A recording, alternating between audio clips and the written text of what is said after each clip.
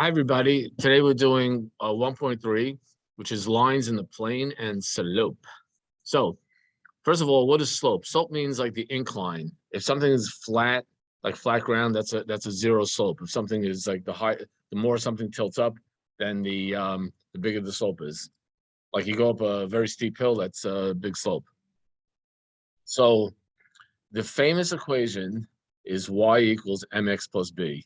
If you could take an equation of a line and you get it and write it in this form, the letter m, the letter that multiplies the x, that's going to be the slope of the equation, and b, the extra letter out here, is going to be the y-intercept, meaning that's going to be where the line hits the y-axis. And that actually makes a lot of sense because the y-intercept, we learned last time, we learned that the y-intercept comes when x equals 0. Well, if x equals 0, I just get the mx drops out, and I just have y equals b.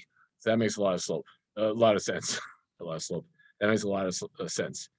So in this example, have y equals mx plus b. B is the point. It could be 5 or 7 or whatever it is, -2, whatever it is. That's where it hits the y-axis, and m is the slope, the rise over the run. Here, same thing, but notice here the line is going down that way, so here it actually winds up being a negative slope, which is fine.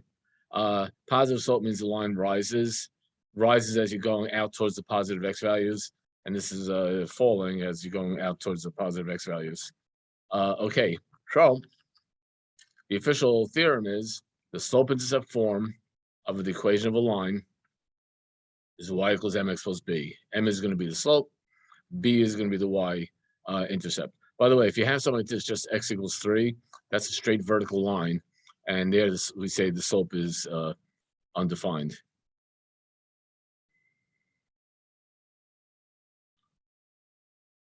Okay, so let's look at what would each guy be here. So sketch the graph of the linear. Let's do A first. Y equals 2x plus 1. So 2 is going to be the slope. 1 is going to be the y-intercept. And you can see that in figure 1.31, which is right here. 1 is the y-intercept, and the slope is 2. The rise over the run is 2 over 1. And the other guy what was the other guy? Y equals 2. Well, there is no x, which means it's like same thing as 0 times x, so it's a flat line, and it intersects at y equals 2, so that's what you got right there. It's a flat line because m is just 0, and it intersects at 2, and there you go, it's a flat line. And x plus y equals 2. Now this is fine, but I got to put it into the form. In other words, I have to keep the x here and move keep the y in place and move the x over to the other side. I have to get into the proper form, which we're going to do right here. So I'm going to subtract x from each side. Y equals negative x plus 2. Now negative x is the same thing as negative 1 times x, so the slope is negative 1. Now you don't usually bother writing the negative 1. You usually don't bother writing it that way. But we just want to make, for this example, we just want to make it clear to you that represents the slope. So the rise over the run is negative 1. Anyway, and the intercept is right there, x equals 2. So there we go. So beautiful. Let's do a real life problem. I have to show you a hold on a second, let me just find this. We always talk about real life problems. This is just a only in math problems can you buy 60 cantaloupes and no one asks what in the world is wrong with you. Okay, I thought that was just funny. So let's move on. So the maximum recommended slope of a wheelchair ramp is 1/12, 1 over 12, being the ratio of rise over run. And which is approximately 0.083. A business installs a wheelchair ramp that rises 22 inches over horizontal length of 24 feet. As shown below, is the ramp steeper than recommended, or is it okay? Now, you see you have 22 and 24. but you got to remember one is feet and one is inches. It's 24 feet and 22 inches. So we have to convert this. We either have to have both of them in inches or both of them in feet. It doesn't matter what you convert to, but they just both have to be the same. So it's probably easier to make everything inches. 24 feet, all you gotta do is multiply 24 times 12, and that becomes 288 inches, 288. So the rise over run, that's how far you're going up versus how far you're going across. That's going to be 22 over 288, which is 0.076, which is okay. It's within the, as long as it's less than 0.08, we're fine. Can't be more, but less is fine. So because it's less than 0.083, then it's not steeper than recommended. It's okay, and this is legit. Let's look at this one. Using the slope as a ratio, as a rate of change, I'm sorry. A manufacturing company determines that the total cost in dollars of producing X units of a product is C is equal to 25X plus 3,500. Now that usually means that, what that means is that it costs $35 even if you don't do anything, like just to rent out the factory or buy the factory, whatever it is, just to pay the janitor to open up the building, there's certain costs you have, or to buy a machine. So even if you don't make any, it doesn't say what this thing is, bicycles or whatever it is. Even if you don't make anything, it costs $35 before you even, just like that. That's what they call a fixed cost, 35,000. Then for each machine you make, looks like it costs $25. So that's why it's 25X. So the y-intercept tells you that the cost of producing 0 units is 3,500. That's it says everything I just said is right here. And the slope m of 25 tells you that's how much it costs for each unit, and that's called the marginal cost. That's a term you have in business. The cost per unit is called the marginal cost. So I'm just saying that to you because you see that term used in business. Anyway, if the production increases by 1 unit, then the margin is 25. Well, the margin of cost is 25. Okay, let's move on. So how do you find the slope of a line? Funny you should ask. So given the equation of a non-vertical line, you can find the slope by writing the equation in slope-intercept form. Or if you just happen to know 2 points, let's say I have a point which is x1, see notice over here. This point here, this point down there is x1 comma y1. That point up there is x2 comma y2. So if I just take this formula, y2 minus y1 means subtract the 2 y values over x2 minus x1, subtract the 2 x values, that's going to give me the slope. That's going to tell me the slope. And of course, x1 is not allowed to equal x2, because if x1 equals x2, well, then you'd wind up having a vertical line. If 2 points have the same x value, means they're vertically, on top of each other. By the way, it doesn't matter. I really like to see what they did down here. They're pointing out that it doesn't matter which one you subtract from which. I could subtract y2 minus y1, or I could subtract y1 minus 2. Either one is fine as long as the bottom is consistent with the top. And if you do 2 minus 1 on top, you have to do 2 minus 1 on the bottom. If you do 1 minus 2 on top, you have to do 1 minus 2 on the bottom. You just can't mix and match. You can't do 2 minus 1 on top and then 1 minus 2 on the. You can't do that. If you do it this way, you're going to get, well, you won't get a totally crazy answer. You're going to get the negative of the correct answer. Anyway, so if my points are 3, 4 and 5, 7, so then the slope is going to be 7 minus 4 divided by 5 minus 3, which is 3 over 2, and the pound. That's it. That's my slope. That's my m. Now, should you write 3 over 2, or should you write? Oh, let's look at this way. If I do it the other way, instead of 7 minus 4, I do 4 minus 7. That's okay as long as I switch the bottom also. And then I get -3 over -2, but that just cancels to 3 over 2. So I get the same answer either way, uh, whichever order I subtract in, as long as I'm consistent top and bottom. Um, I was going to say before, whether you write 3 over 2 or 1.5, um, doesn't really matter unless a problem is asking you for that specifically, or you know, um, it doesn't really matter. That's really your call. Unless it says give your answer as a decimal, give your answer as a whatever. Okay. Um, so let's find the slopes. Let's do A, B, C, and D. So start with A.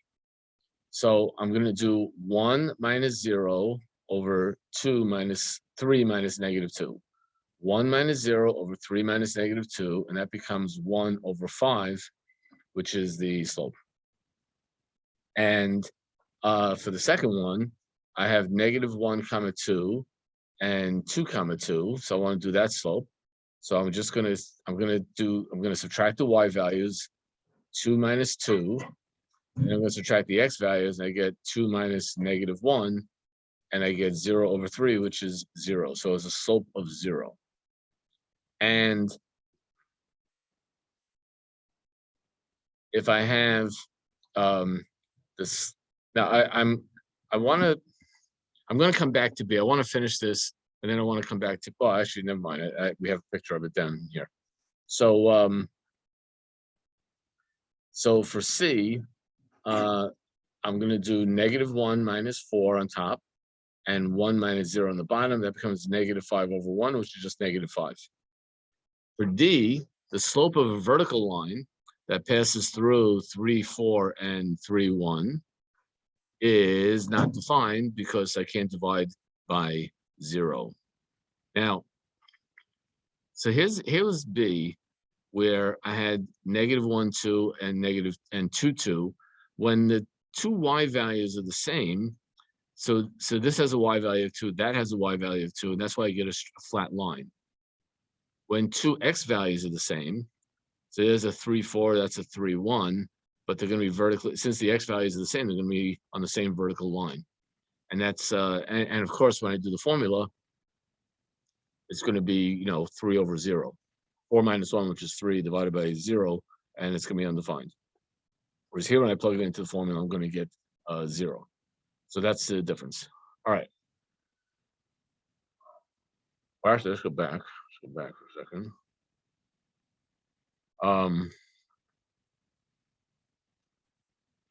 So let's look at C. So C, I have the y values are the same. I have 2, -4, and I have -2, -4. The y values are the same. Does that mean horizontal or vertical? That means it's going to be a flat horizontal line. If the y values are the same, then of these 2 points, that means the line connecting them is going to be a flat horizontal line. Okay. Okay, now we want to write equations. So let's say this is something called a point slope, because we said that if you know the slope and you know the y-intercept, you can write the equation of the line. What if you don't know the y-intercept or the slope? What if I just know 2 points? What if all they tell you is 2 points? Well, or even they just tell you 1 point. I'm sorry. Let's say you know 1 point and you know the slope of that, of the line. Well, it turns out you could do an equation for that as well. So if I know the point x1, y1, and I know the slope, I'm going to call it m, I could write this equation, y minus y1 is equal to m times x minus x1, and that's going to work. That's going to be the equation of the line, and it's going to work beautifully. So let's look at example 6. So we have a line that telling us that the slope is 3, and telling us that it goes to the point 1, -2. So that's the point 1, -2. The slope is 3. But now we want to use that information to find the equation. So we say y minus y1 is equal to m times x minus x1, because that's the appropriate formula. This is the formula that we use if we know a point, if we know 1 point and we know the slope. Now I plug in y1 is -2, x1 is +1, m is 3, and pound. Y plus 2 equals 3x minus 3. And now, the truth is, when you get to this line, you've already, you're good. But now they're saying take it if you want to. Oh, but the problem said find the slope intercept form. So even though down here I have a very nice equation, we want to just put that equation in slope intercept form. That's what they're asking you to do, at least. So you just subtract 2 from each side and you get y equals 3x minus 5. So sometimes they'll just say find an equation. Any equation you want is good. You could do it this, you just leave it like that and you're good. Sometimes they say take the equation and convert it to slope intercept form. So you got to go that one extra step. It really just depends on what they're asking for in the problem. There's no right. It's not that one is right, one is wrong. It's just a question of what they're asking for. Now, sometimes, let's just sometimes what they do, they don't tell you the slope, but they tell you they don't, instead of telling you 1 point and telling you the slope. Sometimes they won't tell you the slope, but they'll give you 2 points. They'll tell you 2 points and not tell you the slope. Well, that's cool because you could use those 2 points to figure out the slope. And then once you figured out the slope, you could use the formula, the point slope formula. So the sales per share for Starbucks Corporation was $15.71 in 2011. And it was $17.75 in 2012. Using this information, write a linear equation that gives the sales per share in terms of the year. Then estimate the sales per share in 2013. So they don't tell you what year to make the year 0. So I guess they're saying let the year 2000 be the year 0. And t equals 11 represents the year 2011. And then the two values are going to be 11 comma 15.71, meaning that in the year 2011 the share price was 15.71, and then the other point is going to be 12, that's a year later, 2012, 17.75. So now to get the slope m, I do y2 minus y1 over x2 minus x1, and that becomes 2.04. Just crunch these numbers out. 12 minus 11 is just 1. Crunch, just do the subtraction, you get 2.04. So that means I can now use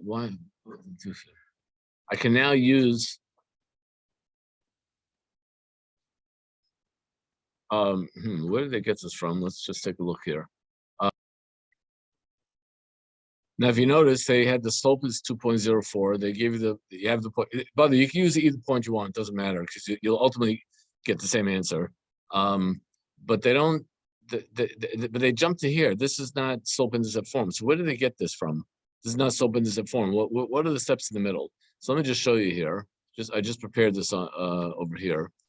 So they give. So we'll use the first point. It doesn't really matter. 11 comma 15.71 and m is equal to 2.04.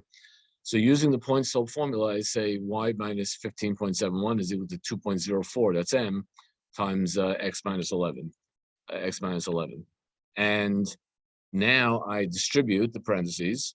So I get 2.04 minus 22.44 equals negative 15.7. Now I'm going to add 15.71 to each side, and that gives me y equals 2.04x minus 6.73, which is the form that the book just so the book just kind of skipped those middle steps and went straight to the answer. Anyway, now we want to know what's going to happen based on this information. What do we expect is going to happen in the year 2013? Now, as I said before, trying to anticipate what's going to happen in the future is a huge thing in the world of business, because you want to know what your sales is going to be. It affects a lot of different things.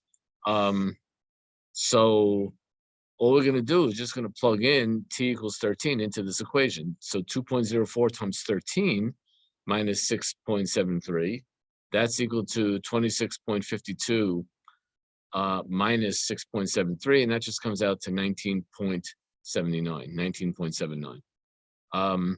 So that means that in the year 2013, the sales per share should be 19.79, and it's a fairly good estimate because we're looking back now in history. In 2013, and this is something you don't know till after the fact, it turns out that the share price was actually 19.77, which is pretty close to our estimate. And that's a good thing. So like I say, known, because if you can know what's going to be in the future, especially with, it's worth a lot of money. Let's put it that way. All right. So there's something called, so that what we just did in example 6 is called linear extrapolation. And in other words, we had the extrapolated point doesn't lie between the given points, but we use the given points to figure that out. If you want to find estimate a point that lies in between the two given points, we call that linear interpolation. Again, I don't like throwing a lot of vocabulary words and stuff, but it's just these are just commonly used words. Now, the slope of a vertical line is not defined, so you can't write the equation in slope-intercept form, but every line has an equation that can be written in general form: ax plus by plus c equals 0, and where a and b are both non-zero constants. For instance, a vertical line x equals a can be written as x minus a equals 0, and that is not both right. Now notice that b is 0, but as long as they're not both 0. So even though b is 0, a is not 0. So we have a bunch of different forms. We have the general form, the vertical line form, the horizontal line, point slope, the slope-intercept method, which is probably the most famous, and then the point slope form. So these are the various ways we can write the equation of a straight line, a linear equation. Okay, let's talk about parallel and perpendicular lines. So basically, parallel lines have the same slope, and which makes sense. They both have the same parallel lines, they have the same steepness. Perpendicular lines have negative reciprocal slopes. So the same slope for parallel lines, negative reciprocal slopes for perpendicular lines. So for example, if you have what do we want to do here? Find the slope-intercept form of the equations of the line that passes through the point 2, -1, and we want the line to be parallel to the line 2x minus 3 equals 5. Then that's question A. Question B is the same point, but I want a line that's perpendicular to 2x minus 3y equals. Now the line 2x minus 3y equals 5. That's really not part of the problem. That's not part of the. That's not what we're looking for. We're not looking for that line. We're just using that line to find the slope that we want. So hope it doesn't mind just being used. Like it thinks it's our friend, but now we're just using it. So we start with the 2x minus 3y equals 5, which is not the line we're interested in. That's just a line which is going to help tell us to crack. We're going to crack that line to get the slope. We subtract 2x from each side. We get -3y equals -2x plus 5. We divide everything by -3, and we get y equals 2/3 x minus 5/3. That tells us that this dummy line, the line that, like the reference line, if you will, that sounds better than dummy line. The reference line has a slope of 2/3. So that means that for A, which is the parallel line, we're going to want a line with a slope of 2/3 because it's the same. And for B, the perpendicular line, we're going to want a line whose slope is -3/2 because we want the negative reciprocal. Let's do one thing at a time. Start with A. So for A, we're going to use the point slope formula. Y minus -1, because that's the point they're giving us, equals 2/3, because that's the slope we're talking about now, the same slope. X minus 2. Distribute out the parentheses, subtract 1 from each side, and I get y is equal to 2/3 x minus 7/3. Now, where did the 7/3 come from? Because 4/3 minus 1. See, 4/3 minus 1. 1 is the same thing as 3/3. So 4/3 minus 3/3. I'm sorry, negative 4/3 minus 3/3 becomes negative 7/3. Negative 4 and negative 3, when I combine them, becomes negative 7. That's why it's negative 7/3. And any that's the answer to A. Now for B, we're going to do basically the same thing. The only diff is, instead of multiplying by 2/3 like we did over here, we're going to multiply by negative 3/2 and distribute the parentheses just like before. Subtract 1 just like before. 3 minus 1 is 2. I don't have to deal with any ugly fractions. And the equation of that perpendicular line is negative 3/2 x plus 2. And the picture of it is right here. Let's see, which is the, is it right here? So which is the original line? So this guy up on top is looks like the original line. No. And this one down here, negative 7. Is there more of a problem? 2.2. Right. And so this is the reference line up here, and this is the parallel line, and that's the perpendicular line, and they both pass through the point 2, -1. So that's how that all checks out. Already. Let's do an extended application, because anyone can do an application. We're going to do an extended application. Okay, linear depreciation. Your company has purchased a $12,000 machine that has a useful life of 8 years. The salvage value at the end of 8 years is $2,000. Write a linear equation that describes the book value of the machine each year. So basically, it's going from 0, 12,000, meaning you bought it, we'll call that year 0, and it goes down to 8, 2,000. Because it's 8 years. So the slope is 2,000 minus 12,000 over 8 minus 0, which is negative. Notice it's a negative slope, which makes sense because it's depreciating. It's becoming worth less money. Negative 1,250 per year. And again, I'm just using the same formula. So by the way, instead of using X and Y, we're using V and T. V stands for value, T stands for time. So V minus 12,000 is equal to negative 1,250, which is the slope, M, times T minus 0. So just bring everything over to one side again. V is equal to negative 1,250 T plus 12,000. So if T equals 0, the value is just 12,000. If T is equal to 8, you plug that in, the value is going to be 0. And for anything in between, if T equals 5 or 3 or 4, whatever it is, you can just plug it in to T and get the answer. So that, my friends, is the story. Okay. So we're going to do some homework problems. So the homework that's going to, well, I'm going to post the homework, of course, on. So here is the homework problems, very wonderful problems. And you also, let's see, homework is on a bunch of pages of homework. You have this guy right there, and you have all this stuff right there. It's all different homework problems. But you're not going to do you don't have to do all 9,000 homework problems. I actually put the homework for this section in Canvas, and there you go.